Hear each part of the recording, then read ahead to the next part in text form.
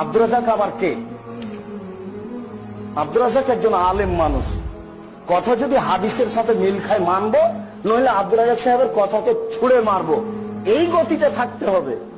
যদি বেশি ভালোবাসেন তখন আমার মন্দটা ভালো হয়ে যাবে। তো মন্দটা ভালো হলে আমি দায়ী না আপনি দায়ী? কিয়ামতের মাঠে যদি ইমাম আবু হানিফা বলেন জি না আমি কাউকে বলিনি যে তোমরা হানাফি বলে দাবি করো, এরা কি করবে? কোটি কোটি মানুষের কি হবে? কোটি কোটি মানুষ তো 400 হিজরিতে এসে বলছে যে আমি হানাফি, আর উনি তো 150 হিজরিতে মারাই গেছেন।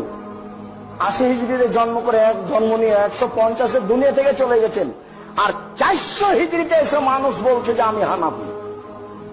এদের কি হবে অবস্থা? এইভাবে যদি আমার নাম দিয়ে বলেন যে আব্দুর রাজ্জাক সাহেব বলেছেন, অতএব এটা করবো, কি হবে হবেই, তো জবাব কে দিবে? আমি দিব? কোনদিন কোন ব্যক্তির কাছে মাথা নত করিয়েন না, মাথা নত করেন শরীয়তের কাছে।